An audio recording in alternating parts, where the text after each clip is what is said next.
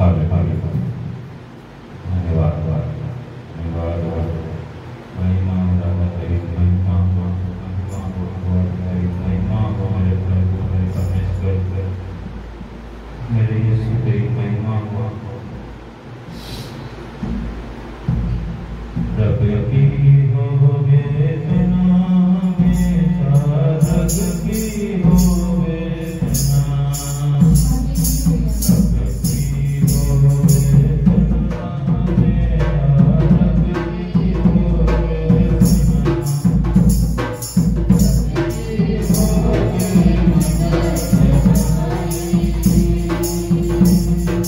Yeah.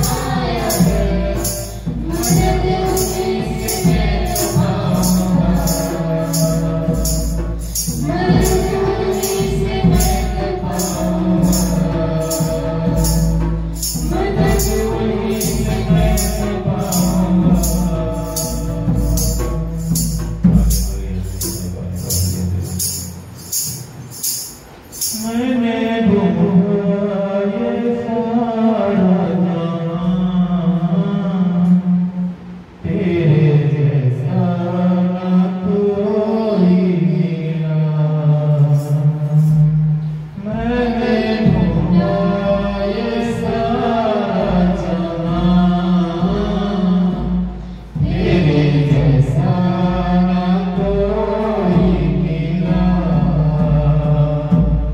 जैसे तूने मेरा है क्षमा, तेरे जैसा ना कोई मिला, जैसे तूने मेरा है क्षमा, तेरे जैसा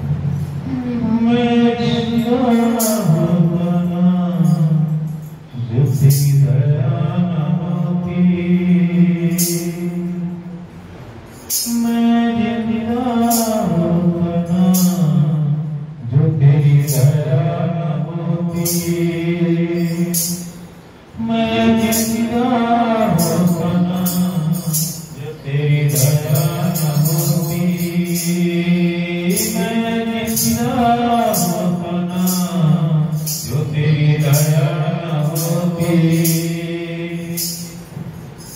ये सांस मेरे पाना,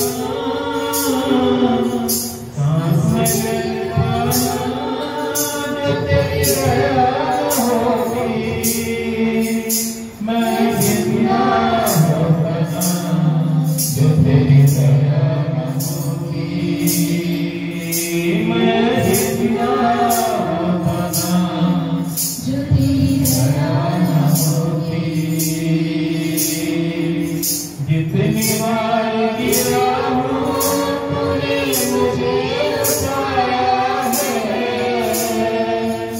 जितनी बार गिरा हूँ तूने मुझे उठाया है, जितनी बार गिरा हूँ तूने मुझे उठाया है। दी गया के तसल्ली जब दिल मेरा रोया है, दी गया के तसल्ली जब दिल मेरा रोया है, जब दिल मेरा रोया है, जब दिल मेरा रोया है। मेरे दिल तू पहचाना जो तेरी दया न होती, मेरे दुख को सहना जो तेरी दया न होती, मैं जिंदा होना जो तेरी दया न होती, जिंदा होना जो तेरी दया न होती। ये सांस में जाना, सांस में जाना जो तेरी दया न होती, मैं जिंदा होना जो तेरी दया न होती। मुझे तेरे गीत कभी न गाना, मुझे तेरे गीत कभी न गाना, तेरी महिमा के लिए सब कभी बजाता, तेरी महिमा के लिए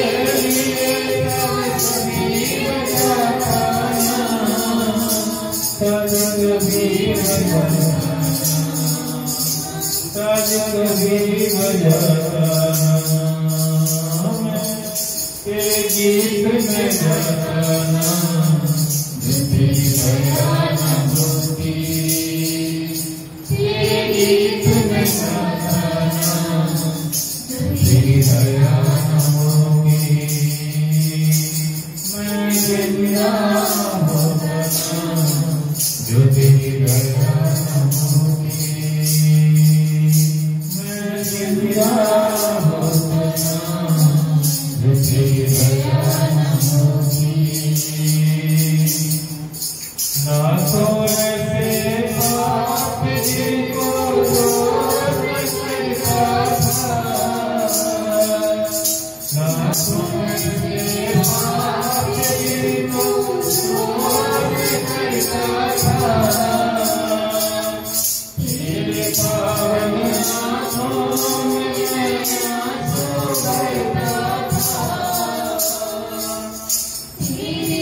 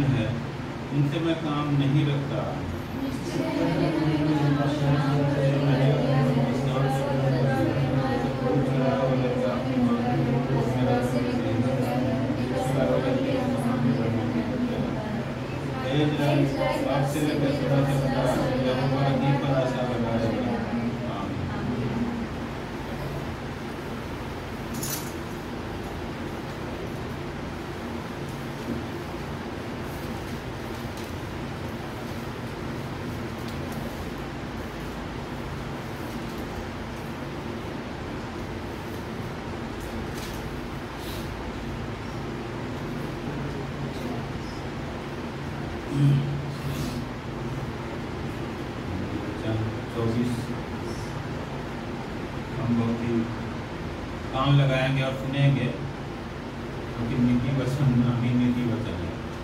तो नीति क्या कहता है? वो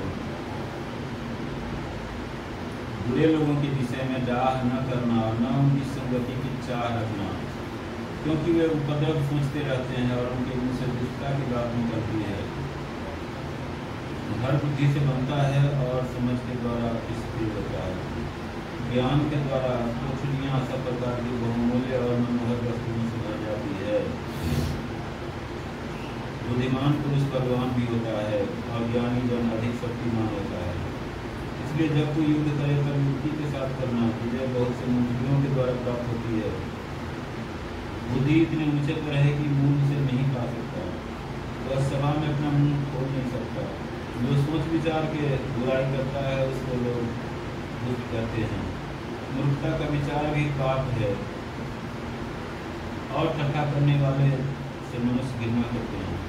यदि तू विपत्ति के समय साहस छोड़ दे तो तेरी शक्ति बहुत कम है। जो मार डाले जाने के लिए घसीटे जाते हैं उनको छुड़ा, और जो भाग किए जाने को है उन्हें मत पकड़ा। यदि तू कहे कि देख मैं इसको जानता न था, तो क्या मन का जांचने वाला इसे नहीं समझता? क्या तेरे प्राणों का रक्षक इसे नहीं जानता? और क्या वह हर एक मनुष्य के काम का पता फल से न देगा? हे मेरे पुत्र, तू मधु खा क्योंकि वह अच्छा है, और मधु का छत्ता भी क्योंकि वह तेरे मुंह में मीठा लगेगा। इसी रीति बुद्धि भी तुझे वैसी ही मीठी लगेगी। यदि तू उसे पा जाए तो अंत में उसका फल भी मिलेगा और तेरी आशा न टूटेगी। हे दुष्ट, तू धर्मी के निवास को नष्ट करने के लिए घात में न बैठा और उसके विश्राम स्थान को मत जा, क्योंकि धर्मी चाहे 7 बार गिरे तो भी उठकर खड़ा होगा, परंतु दुष्ट लोग विपत्ति में गिरकर पड़े ही रहते हैं। जब तेरा शत्रु गिर जाए तब तू आनंदित न हो, और जब वह ठोकर खाए तब तेरा मन मगन न हो।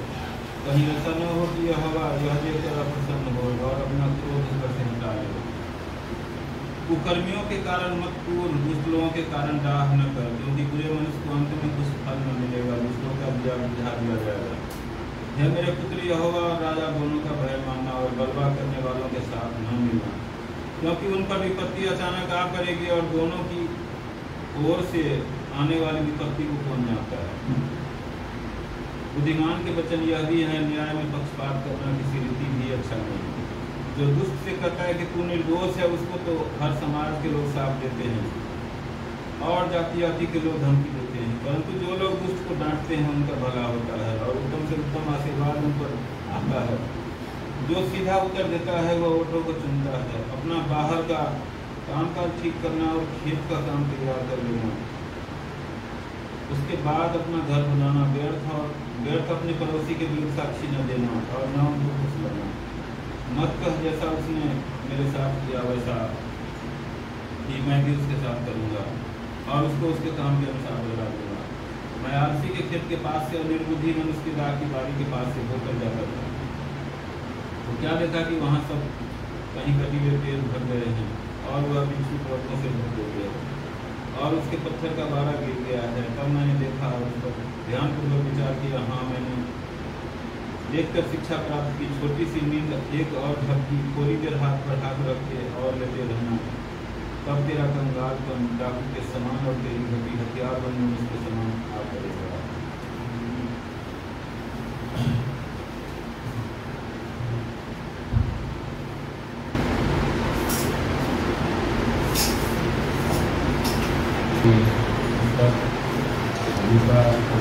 समाचार उसका 13 अध्याय और 1 से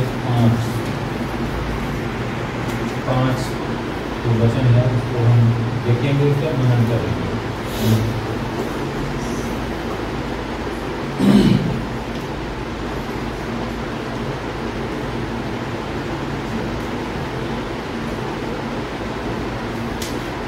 वचन में क्या है? मत गिराओ या नाश हो। उस समय कुछ लोग आ पहुंचे और उससे उन गलीलियों की चर्चा करने लगे जिनका लहू पिलातुस ने उन्हीं के बलिदानों के साथ मिलाया था। यह सुन उसने उनसे उत्तर में यह कहा, क्या तुम समझते हो कि ये गलीली और सब गलीलियों से अधिक पापी थे कि उनको ऐसी विपत्ति करी? मैं तुमसे कहता हूँ कि नहीं, परंतु यदि तुम मन न फिराओगे तो तुम सब भी इसी युद्ध से नष्ट होगे। यह क्या तुम समझते हो कि वे 18 जन जिन पर सिलोह का गुम्बद गिरा और वे दबकर मर गए, यरूशलेम के और सब रहने वालों से अधिक अपराधी थे? मैं तुमसे कहता हूँ कि नहीं, परंतु यदि तुम मन न फिराओगे तो तुम सभी इसी युद्ध से नष्ट होगे।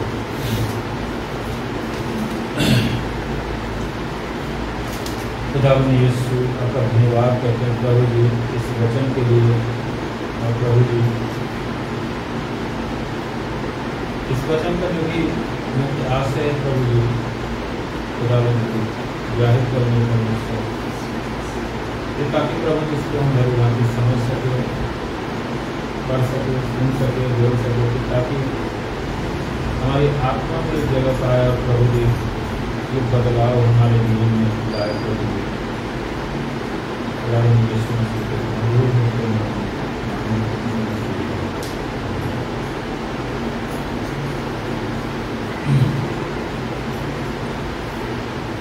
हम जानते हैं कि प्रभु यीशु मसीह जब भी बात करते हैं तो उदाहरणों में बात करते हैं, दृष्टांतों में बात करते हैं, एग्जाम्पल्स में बात करते हैं। कारण क्या है कि आप देखो, जैसे हम ही सब बच्चे थे, छोटे बच्चे थे, तो जब हम पढ़ने जाते थे तो स्कूल में शिक्षक को ये बात भली भांति पता है कि इसको किस तरह से बताया जाएगा कि ये जल्दी आसानी से समझ लेगा। हम जो कहना चाह रहे हैं, जो हमारे कहने का जो अर्थ है वो ये समझ लेगा। तो इसलिए वो क्या बात करते हैं, उदाहरणों के द्वारा हमें सिखाया जाता था, है ना। और लिखना है तो देखो गाड़ी का चश्मा है ना, वो चश्मा ऐसे खड़ा कर दो, और इसको क्या करो, इधर से काट दो।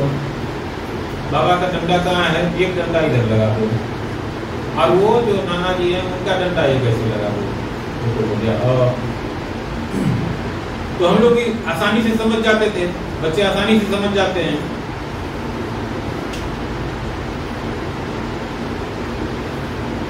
तो जब इंसान ये बात समझते हैं तो जो परमेश्वर है, जो सृष्टि का मालिक है, जो हमारा बनाने वाला है, जो हमारा सृजनहार है, वो इन सब मानसिकता को, इन विज्ञान को बहुत ही भली भांति समझते हैं। इसीलिए वो क्या कर रहे थे, दृष्टांतों में बात कर रहे थे।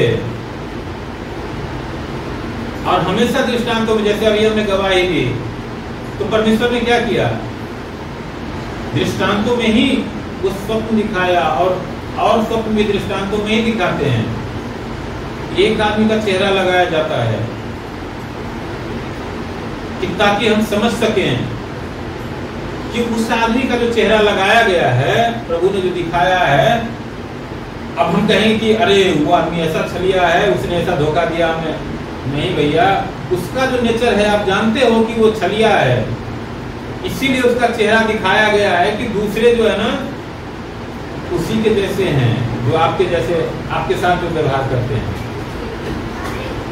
इस दृष्टांत है, इसीलिए प्रभु किसी एक पार्टिकुलर आदमी का चेहरा दिखाते हैं।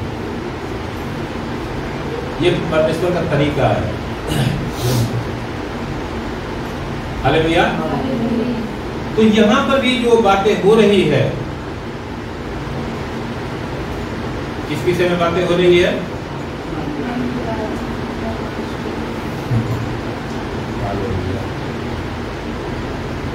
हम बहुत बार सोचते हैं,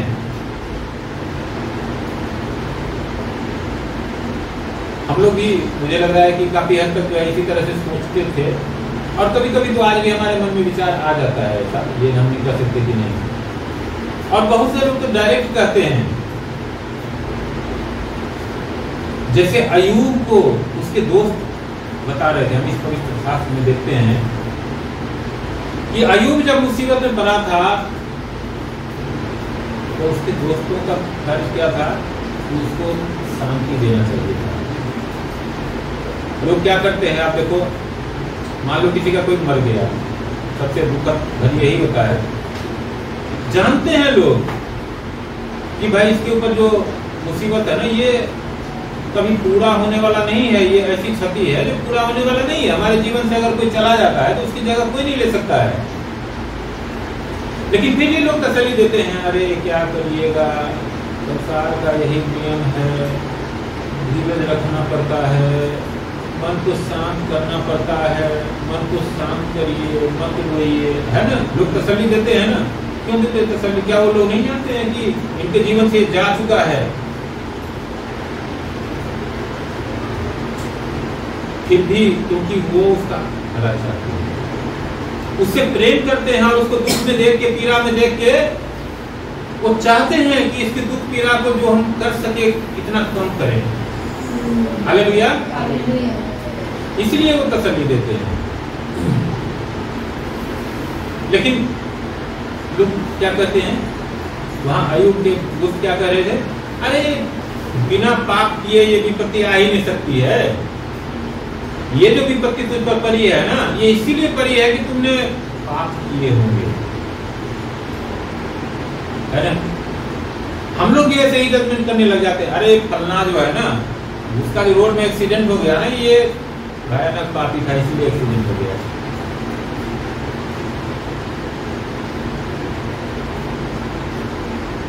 कई लोगों को मैंने देखा है, उनका स्वभाव इतना सरल था ना कि हम खुद सोचते थे कि अरे उसके स्वभाव के आगे तो हमारा भी स्वभाव कुछ नहीं है, हमें उसके आगे कुछ भी अच्छा ही नहीं है। वो तो कितना अच्छा उसका स्वभाव है, जो लोगों से मिलता है, कितने प्यार से मिलता है, कितने प्यार से लोगों से बात करता है, किस तरह से सबकी मदद करने के लिए हमेशा तैयार रहता है। लेकिन क्या होता है उसके साथ, कोई ऐसा हादसा होता है जो उसकी जिंदगी नरक बन जाती है। कई बार जो है क्या होता है कि उसके साथ कोई ऐसा हादसा हो गया कि उसका जिंदगी खत्म हो गया। कई बार ऐसा हादसा होता है कि वो जिंदा तो है लेकिन जिंदा लाश है। क्या हम सब में देखते हैं? तो हम क्या कहेंगे उसके विषय में कि अरे ये बहुत बड़ा पापी है। लोग तुरंत जजमेंट निकाल देते हैं, है ना। लेकिन यहाँ पर परमेश्वर का एक वचन हमें यही समझा रहा है कि आखिर वहां पर क्या ऐसी कमी थी। अगर किसी के साथ कुछ ऐसा होता है तो इसके पीछे जो है कारण क्या है। और कहीं हम ये भूल के तो नहीं बैठे हैं कि हमने प्रभु यीशु मसीह को ग्रहण कर लिया तो हमारे ऊपर जो है ना कोई भी दुख मुसीबत कोई भी पीड़ा नहीं आएगी। वैसा इसी पवित्र शास्त्र के अंदर ना बहुत सारे ऐसे उदाहरण हैं जो अभी मैं आपको एक उदाहरण बताता हूं कि हम किस तरह से जो है चलते हैं और बहुत सारी शिक्षाओं को हम भूल जाते हैं। राजा हिजकिय्याह का हम बहुत बार उदाहरण देते हैं, लेकिन आपको पता है जब राजा हिजकिय्याह बहुत भयानक बीमार पड़ा था और मरने पर था और प्रार्थना के द्वारा परमेश्वर ने उसकी सुनी और उसको क्या किया, चंगा कर दिया।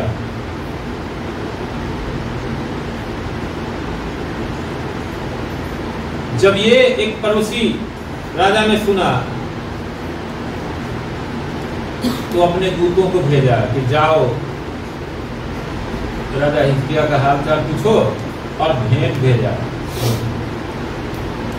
राजा हिजकिय्याह इतना आनंदित हुआ कि उसने क्या किया, जो भी उसके खजाने थे एक एक चीज उसने उसको दिखा दी उन दूतों को।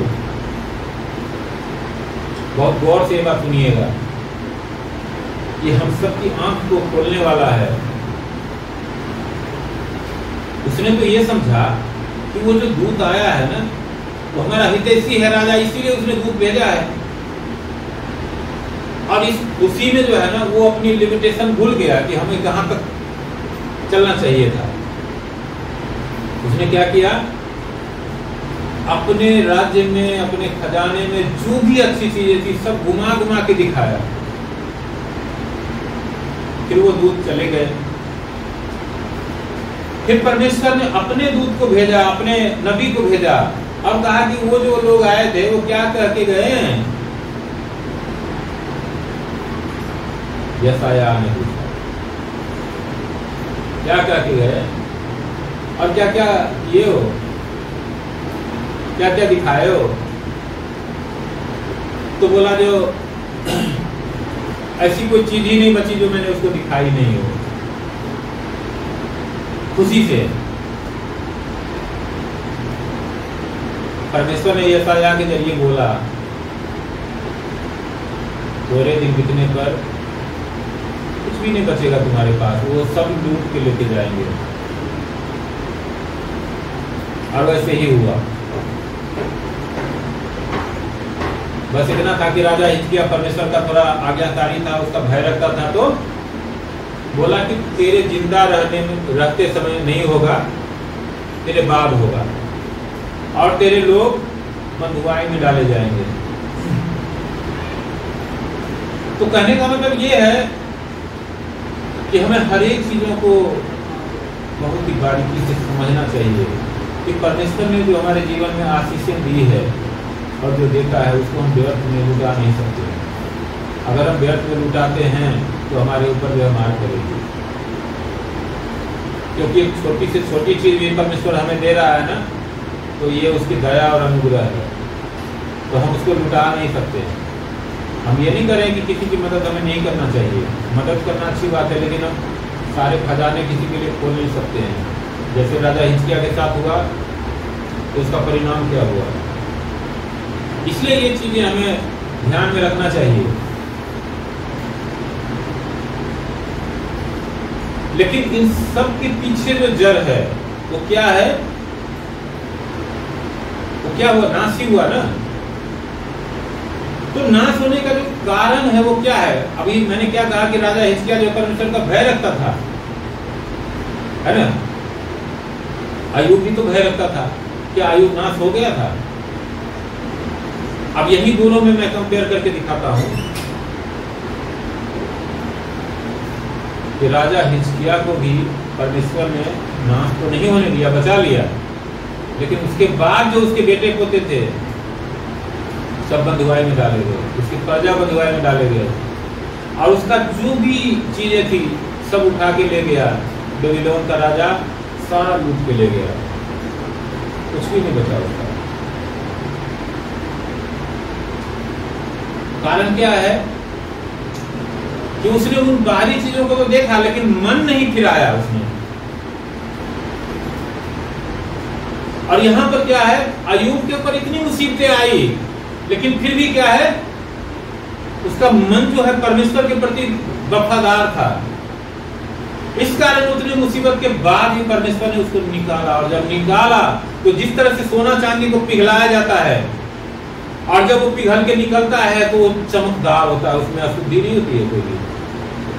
वैसे ही अय्यूब निकला। क्या लिखा है वचन में कि अय्यूब के जैसा, अय्यूब के बाल बच्चों के जैसा उस समय कोई भी नहीं था दूसरा। ये भी हमें हमेशा याद रखना चाहिए।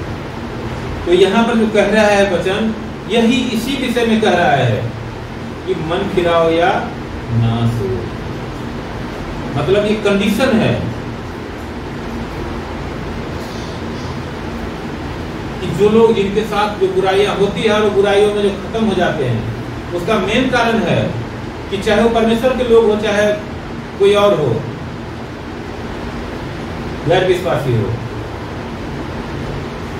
सबके ऊपर विपत्ति आ सकती है, मुसीबतें आ सकती है, संकट आ सकता है। लेकिन जिसका मन परमेश्वर के प्रति वफादार रहेगा तो वो हर एक मुसीबतों से बचाया जाएगा और बाहर निकाला जाएगा। लेकिन जो वफादार नहीं है वो नाश हो जाएगा, बचेगा नहीं। ये वचन यही हमें बता रहा है कि उस समय कुछ लोग आ पहुंचे और उससे उन गलीलियों की चर्चा करने लगे जिनका लहू पिलातुस ने उन्हीं के बलिदानों के साथ मिलाया।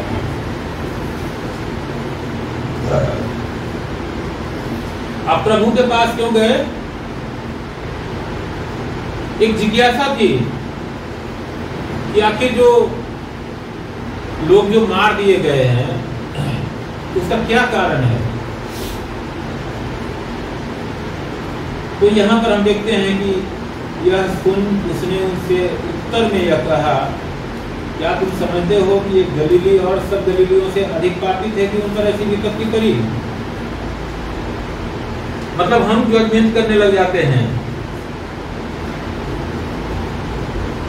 ये जो है एक जनसाधारण की सोच है कि उन लोगों को जो दंड पड़ा है। आप देखो, मैं एक और उदाहरण अभी मुझे याद आया, हमारे ही देश के जेलों में बहुत सारे ऐसे कैदी हैं जो दंड दिया गया है, जिनको अदालत के द्वारा उनके अपराधों के आधार पर दंड दिया गया है, वो अपना दंड भोग रहे हैं। बहुत सारे लोग दंड से बच भी गए, बहुत सारे निकल भी गए, लेकिन बहुत सारे लाखों ऐसे लोग हैं जो जेलों के अंदर सालों साल से बंद हैं, जिनको बहुतों को तो जानता भी नहीं है कोई, बहुतों को कोई जानता भी है तो उसको भूल गया है, छोड़ दिया है।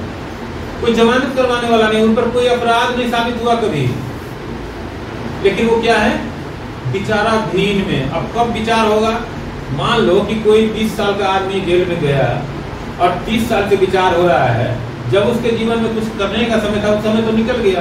अब विचार होकर निर्दोषी साबित हो जाएगा, तो क्या करेगा? 50-55 साल में बाहर निकलेगा तो क्या कर लेगा? 30 साल में जो दुनिया बदली है उसको तो उसने देखा ही नहीं, जाना ही नहीं, तो दुनिया के लिए अजनबी हो गया।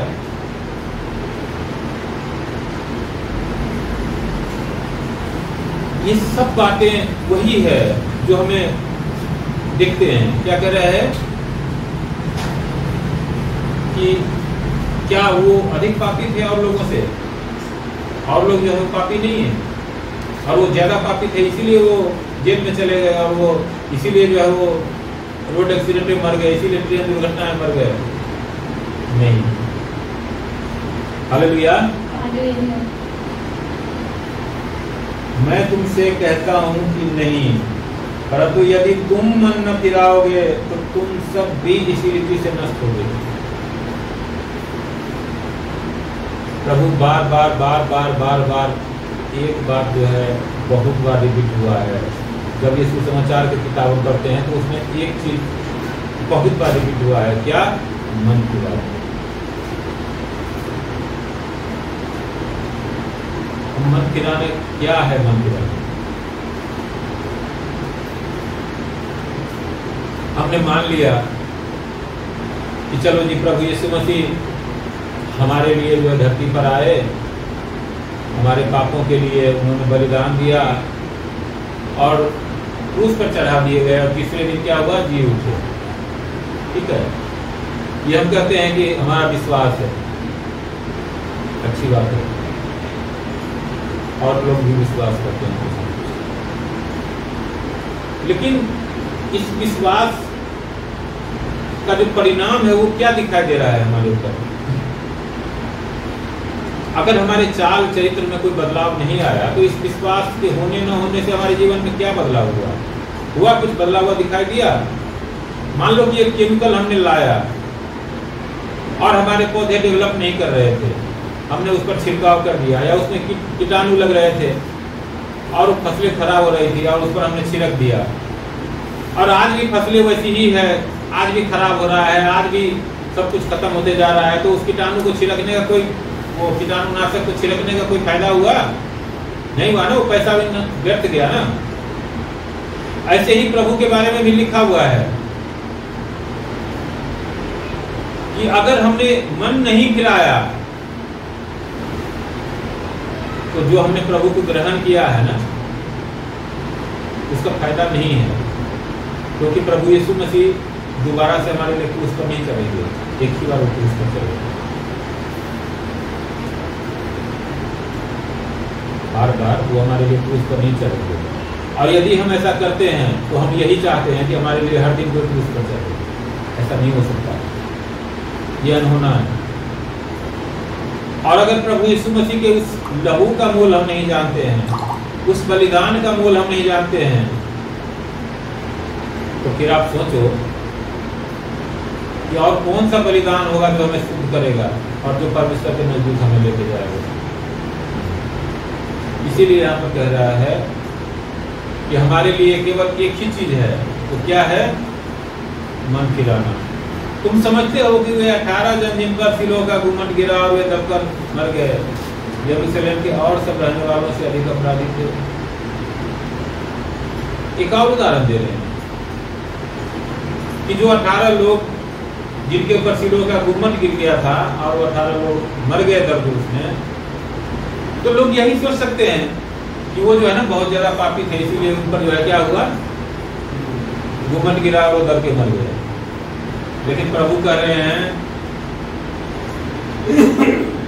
मैं तुमसे कहता हूं कि नहीं, परंतु यदि तुम मन न फिराओगे तो तुम सभी इसी रीति से नष्ट हो गए। मतलब जिसने प्रभु के पीछे चलना शुरू किया है या चलता है या चलते आ रहा है, उसके विषय में भी प्रभु ने यही एक बात कही है, यही एक कंडीशन रखी है। और प्रभु ने सच बात तो यह है कि हमें इसीलिए बुलाया है कि हम मन फिराएं और संसार की तरह न बने। किसी से मन फिराएं, और मन फिराने का मतलब क्या है? जब जब प्रभु यीशु मसीह के पास किसी अपराधी को ले जाया जाता था या अपराधिनी को ले जाया जाता था, तो प्रभु ने क्या कहा कि तुम्हारे पाप जो बहुत थे क्षमा हुए, लेकिन अब से पाप मत करना। वो अंधा जो बर्तिमाई था, उसको जब मंदिर के बाहर प्रभु मिले दोबारा से, जब उनकी आंखें खोल दी थी, वो देखने लग गया था, और दोबारा से जब मिले तो उन्होंने क्या कहा? देखो अब तुम ठीक हो गए हो, तुम्हारे जो पाप और अपराध थे वो क्षमा हो गए, अब पाप और अपराध नहीं करना। जो व्यभिचारिणी को जब पकड़ के लेके गए थे, उसको भी क्या कहा था उन्होंने? अब से पाप नहीं करना। मन फिराने का मतलब यही है, जो बुराइयां, जो गलतियां, जो अपराध हम करते आ रहे थे जान के अनजाने में, जिनको हम कुछ भी नहीं समझते थे, किसी को भी गाली दे दी, किसी का भी हमने कुछ नुकसान कर दिया, किसी का भी अपमान कर दिया, किसी का भी निरादर कर दिया,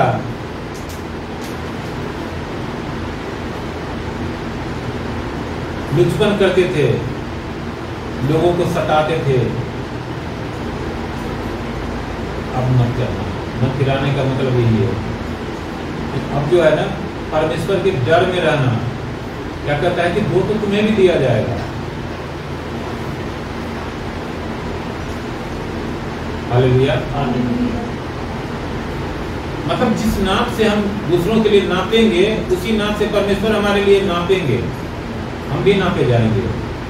तो ये चीज हमेशा हमें ध्यान रखना है। इसीलिए हमें मन फिराने को परमेश्वर कह रहे हैं कि मन फिराओ, क्योंकि स्वर्ग का राज्य तुम्हारे निकट आ गया है। यही प्रचार करते थे ना प्रभु। स्वर्ग का राज्य का मतलब ये नहीं है कि हम जब मरेंगे और तब स्वर्ग में जाएंगे, वही स्वर्ग है। स्वर्ग का राज्य मतलब परमेश्वर का राज्य, वो हमारे बीच में है, हमारे जीवन में है। अगर हम मन फिरा के परमेश्वर के पीछे चलते हैं और अपना सब कुछ उस परमेश्वर के हाथों में दे दिए हैं और उसके रास्ता देखते रहते हैं कि वो क्या कहता है, और खुद ही में उछल जाते हैं। हालेलुया। ये मन फिराना है। अगर हम खुद ही सारे निर्णय ले लेते हैं, सारी काम कर लेते हैं, सारी बातें, और पिछले जीवन की तरह ही आज भी हम हठीले हैं, दुष्ट हैं, कठोर मन के हैं, पत्थर दिल हैं, हमें किसी को पीड़ा में देख करके दया नहीं आती है, और खास करके हम खुद ही पीड़ा देने लग जाते हैं।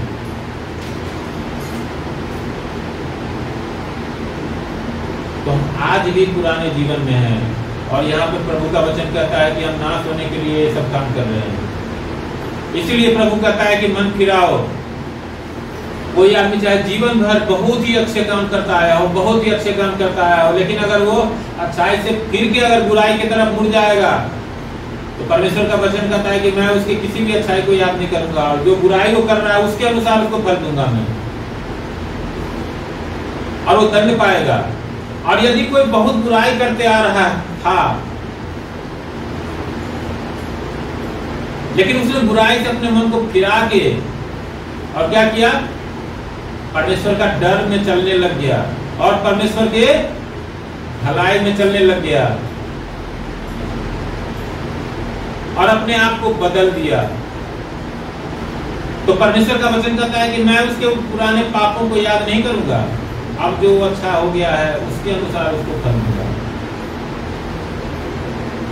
मतलब दोनों में क्या है, दोनों ही कंडीशन में परमेश्वर मन फिराव को ज्यादा महत्व देते हैं कि हमारा जो मन है, हमारा जो सोच है, हमारा जो विचार है, हमारा जो चाल चलन है, वो बदला है या नहीं बदला है, और बदल रहा है या नहीं बदल रहा है, या बदलना हम चाहते हैं या नहीं चाहते हैं। बस ये एक चीज है जो परमेश्वर की नजर में मायने रखता है। क्या विश्वास करते हैं, नहीं विश्वास करते हैं, कितना विश्वास करते हैं। हम बिल्कुल भी विश्वास नहीं करते हैं या खूब विश्वास करते हैं। हम चाहे 24 घंटे में 28 घंटे प्रार्थना करते हैं, चाहे हम 26 घंटे में 24 घंटे भजन ही गाते हैं, आराधना ही करते हैं, हम 365 दिन हमेशा बाइबल ही हाथ में लेके घूमते रहते हैं, लेकिन अगर हमने मन नहीं फिराया तो ये सब काम हमारे काम नहीं आएगा। क्योंकि परमेश्वर जो मुख्य चीज जो देख रहे हैं वो मन फिराव को देख रहे हैं। क्या हमारा मन फिरा है? जो पिछला जीवन था, जो पिछली मनुष्यत्व था, उससे हमने अपना मन फिराया या नहीं फिराया? बस इसी से प्रभु को मतलब है। हालेलुया।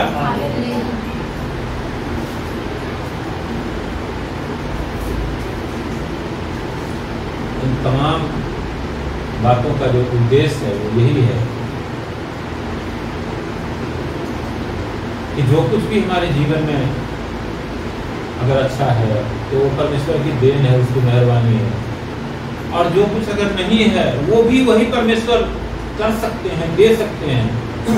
और अगर वो नहीं भी देना चाहते हैं तो दूसरा कोई दे भी नहीं सकता है, और वो देना चाहे तो कोई रोक भी नहीं सकता है।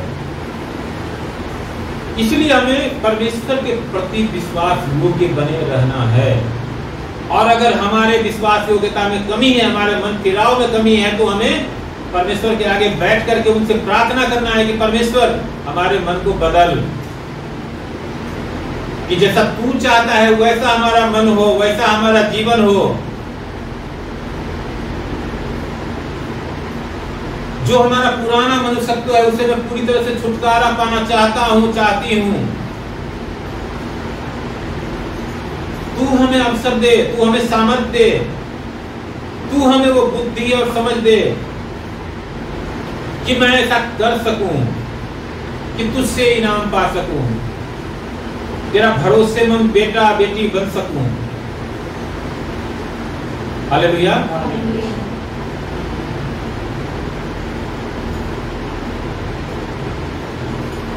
ये हमारी प्रार्थना होनी चाहिए। मैं देखता हूं बहुत से लोगों का, मैंने सुना है कि वो क्या कहते हैं कि जब हम मसीह में आए थे ना, तो हमने एक लिस्ट बनाई थी। हालेलुया। कि हमें किन किन चीजों की जरूरत है। तो प्रभु हमें एक बड़ा सा टीवी चाहिए, तो पहले नंबर पर हमने एक टीवी लिख ली। फिर जो है हमें एक बड़ा कार चाहिए तो कार लिख ली। फिर जो है क्या है कि हमें 2-4 मतलब जो है ना मोटरसाइकिल भी 2-3 हो तो बढ़िया है, तो वो हमने लिख ली। फिर जो है हमारे घर में सोफे नहीं है, बेड नहीं है, वो सब हमने लिख ली। फिर जो है थोड़े सोने के जो गहने हैं वो नहीं है, वो हमने लिख ली। मतलब इस तरह से हमने एक लिस्टिंग तैयार करी, शॉर्ट लिस्ट किया कि हमें क्या क्या चाहिए जीवन में, और हम प्रार्थना करने बैठ गए उन एक एक चीजों के लिए। एक चीज के लिए मान लो कि 1 दिन, 2 दिन, 10 दिन, सप्ताह दिन, 15 दिन, 2 महीने, 6 महीने हमने प्रार्थना की, और वो चीज जो है आ गया। प्रभु क्या नहीं दे सकते हैं, वो आ गया। फिर हमने दूसरे पर हाथ लगाई और उसके लिए प्रार्थना करने लगे। इस तरह से मैंने सुना है कई लोगों के मुंह से। ठीक है, मैं उनके विषय में तो नहीं ज्यादा कुछ कर सकता, लेकिन एक बड़े प्रचारक ने एक बात कही थी, मुझे याद है अच्छी तरह से। उन्होंने कहा कि मेरे पास में कई बच्चे आते हैं कि पास्टर जी हमारे सिर पे ना हाथ रख के थोड़ा प्रार्थना कर दीजिए। उसके माँ बाप कहते हैं कि थोड़ा सा इसके सिर पे हाथ रख के प्रार्थना कर दीजिए कि ये अच्छे नंबर से पास हो जाए।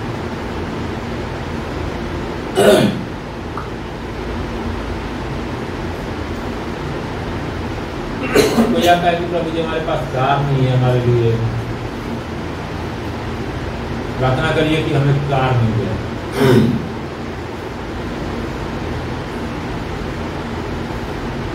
ठीक है, प्रभु से मांगने में कोई बुराई नहीं है, वो हमारा पिता है, देना भी जानता है। लेकिन मान लो मैं कह रहा हूं प्रभु की क्या योजना है, हमें ये जानना ज्यादा अच्छा है या हम अपना योजना थोपने की कोशिश कर रहे हैं वो अच्छा है। मान लो कि प्रभु हमें चाहते हैं कि इसको जो है ना बड़ा 7 सीटर कार दो। मैं कहूँ प्रभु देख लेना कम से कम 800 भी मिल जाए ना तो ठीक है। तो हम क्या कर रहे हैं, प्रभु को हम छोटा नहीं कर रहे हैं क्या? इजरायलियों ने क्यों बार-बार दर्द पाया था? वो लोग देख रहे थे कि जिस परमेश्वर ने हमारे शत्रुओं पर इतनी विपत्तियां डाली और वहीं पर हम भी थे, लेकिन हमें उनमें से एक भी विपत्ति नहीं पड़ी थी, क्योंकि वो अपने पंखों में छिपा के रखा था हमें। जिस परमेश्वर ने इतने बड़े समुद्र को 2 भाग में कर दिया हमारे लिए, कि ताकि हम देख सके कि वो कितना महान और सर्वशक्तिमान परमेश्वर है, कि उसके लिए कुछ भी असंभव है ही नहीं। जो परमेश्वर 40 साल तक मन्ना बरसा के उन लोगों को भोजन देता रहा, जैसे ही वो लाल सागर को पार किए तब से लेकर के और यर्दन के उस पार जाने से पहले तक, जब तक वो वायदे के देश में नहीं पहुंच गए, तब तक उनको मन्ना बरसा के हर दिन भोजन दिया करते थे।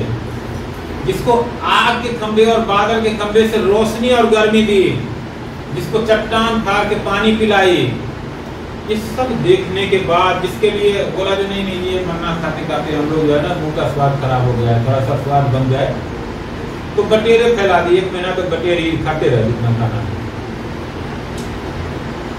अब सोचो ये सब देखने के बाद भी वो लोग क्या करते थे, अरे परमेश्वर ने ये तो कर दिया, क्या चट्टान से पानी भी दे सकता है क्या? ये नहीं होगा, ये नहीं होगा परमेश्वर से।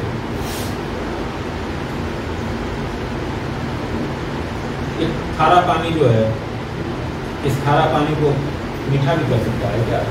मतलब क्या है, एक तरह से परमेश्वर के ऊपर संदेह करते हैं, परमेश्वर की सामर्थ्य के ऊपर संदेह करते हैं। ये चीज परमेश्वर को बुरा लगता है।